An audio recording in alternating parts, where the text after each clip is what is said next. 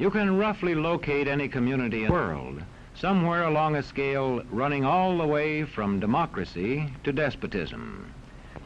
One to the democracy end, another somewhere in the middle, and a third. Let's find out about despotism. This man makes it his job to study these things. Well, for one thing, avoid the comfortable idea that the mere form of government can of itself safeguard a nation against despotism. Germany, under President Hindenburg, was a republic. And yet in this republic, an aggressive despotism took root and flourished under Adolf Hitler. When a competent observer looks for signs of despotism in a community, he looks beyond fine words and noble phrases. For which it stands, one nation, indivisible, with liberty and justice for all. Many observers have found that two workable yardsticks help in discovering how near a community is to despotism: the respect scale and the power scale.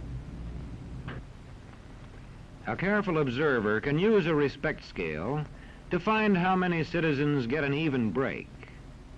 As a community moves towards despotism, respect is restricted to fewer people.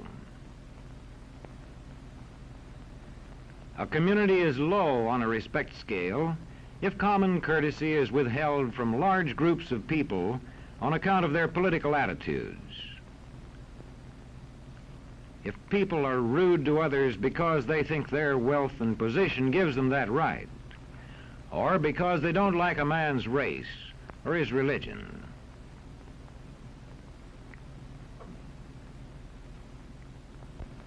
Equal opportunity for all citizens to develop useful skills is one basis for rating a community on a respect scale. The opportunity to develop useful skills is important, but not enough.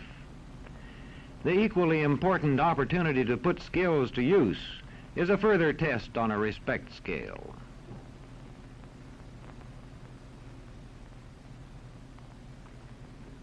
A power scale is another important yardstick of despotism.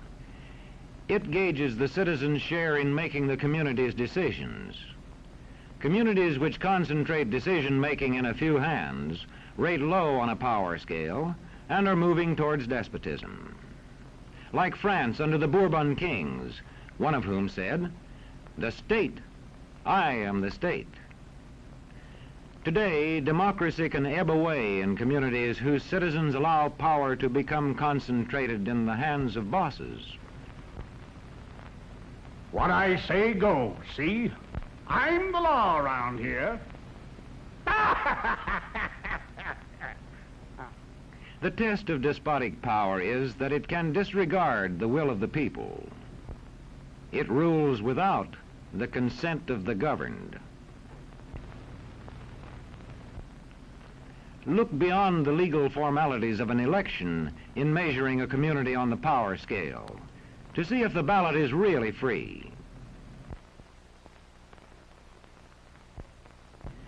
If the citizens can vote only the way they're told, a community approaches despotism. When legislatures become ceremonial assemblies only and have no real control over lawmaking, their community rates low on a power scale.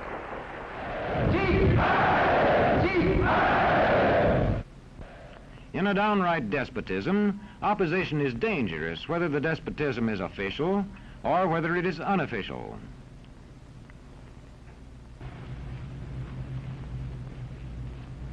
The spread of respect and power in a community is influenced by certain conditions, which many observers measure by means of the economic distribution and information scales. If a community's economic distribution becomes slanted, its middle-income groups grow smaller, and despotism stands a better chance to gain a foothold. Where land is privately owned, one sign of a poorly balanced economy is the concentration of land ownership in the hands of a very small number of people. When farmers lose their farms, they lose their independence. This one can stay on, but not as his own boss anymore.